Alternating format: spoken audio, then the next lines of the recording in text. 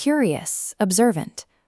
Two people can sit at identical desks, earn the exact same salary for 30 years, and reach retirement with entirely different financial outcomes. One retires with millions, the other goes bankrupt. If money were purely a math problem, this wouldn't happen. A spreadsheet works exactly the same way for everyone. But financial outcomes are dictated by an unpredictable variable that math cannot account for: the human ego. A person's worldview is forged by their exact generational timeline. Someone who came of age during the severe economic scarcity and high inflation of the 1970s will treat a dollar completely differently than someone who grew up during the booming, uninterrupted bull markets of the 1990s. As author Morgan Housel observes, doing well with money has a little to do with how smart you are, and a lot to do with how you behave. And behavior is hard to teach, even to really smart people. Achieving financial independence requires a psychological diagnosis of our own habits, fears, and biases. It is an emotional test, not an intellectual one. No one is actually crazy with money. Even when an investment looks completely irrational from the outside, it makes total sense to the person making it at the time. Their logic is built on a tiny, deeply personal fraction of the world's total financial experience, which they use to explain how the entire world works. That limited view often ignores a massive, invisible variable that dictates success regardless of intelligence or hard work. That variable is luck. Ignoring luck leads us into the fundamental attribution error. The fundamental attribution error is a cognitive bias where we assume our own success comes entirely from our grit and skill, while we judge other people's failures as a simple lack of effort. Our starting points are wildly asymmetrical.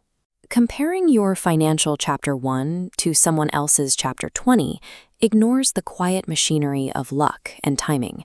It is a guaranteed path to misery. We often confuse two completely different concepts. Being rich is a measure of current, high income. It is the behavioral profile of visible spending, buying the luxury car or the massive house specifically to signal status to others. Being wealthy is the exact opposite. Wealth is the discipline of unspent assets. It is the invisible portfolio, the quiet accumulation of growth happening completely out of sight. There is a cruel paradox to visible spending. Purchasing depreciating assets to look like a millionaire is mathematically the fastest way to decrease your actual net worth. The people you are trying to impress aren't actually looking at you. They are imagining themselves in your place. Capitalism thrives on weaponizing envy. It places the rich profile on a treadmill of social competition. Every time you reach a financial goal, the goalpost moves. There is always someone with a bigger boat. The only countermeasure to this cycle is defining your personal metric of enough. Enough is the exact threshold where earning more money stops genuinely improving your daily life. Building true wealth requires the emotional fortitude to suppress your ego. You have to ignore the temptation to signal your success to strangers.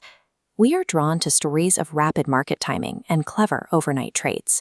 But the reality of sustainable wealth is incredibly dull. It relies entirely on long-term endurance. Jesse Livermore was a brilliant historical trader. He mastered market mechanics, but was ultimately ruined by overconfidence and an inability to stop gambling. Livermore built a massive fortune by doing the impossible. He accurately predicted the 1929 stock market crash.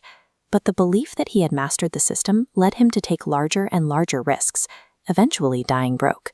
Contrast Livermore's brilliant failure with Warren Buffett. Buffett is celebrated for his investing skill, but his true advantage is practically invisible.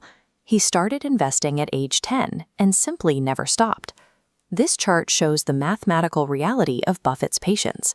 Out of his $84.5 billion net worth at the time of Housel's writing, $84.2 billion was accumulated after his 50th birthday.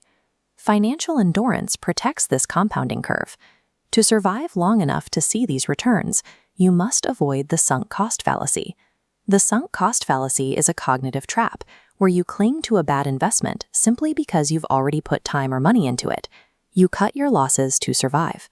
Time in the market is the single most powerful mathematical force in finance. Endurance beats intelligence. A study by Carl Pillemer asked 1,000 elderly Americans what brought them happiness over their lifetime. 0% attributed their happiness to their wealth or their status relative to their neighbors. What they universally valued were meaningful relationships, quality time with family, and contributing to something larger than themselves. This reveals the ultimate purpose of capital. The highest dividend money pays is absolute control over your own time. Independence is waking up and knowing you can do what you want, when you want, with who you want. Every financial decision you make should be run through a single audit. Does spending this money increase or decrease my personal autonomy? We return to the two desks. You face a choice. You can sacrifice your time to look rich, running on a treadmill of comparison. Or you can protect your time, hide your assets, and become wealthy. Doing well with money has a little to do with how smart you are and a lot to do with how you behave. To audit your own habits, click the link in the description to download our Notion template. It is designed to help you separate your rich behaviors from your wealthy behaviors and define your personal threshold of enough. Knowing the math isn't enough. Changing your history requires changing your behavior.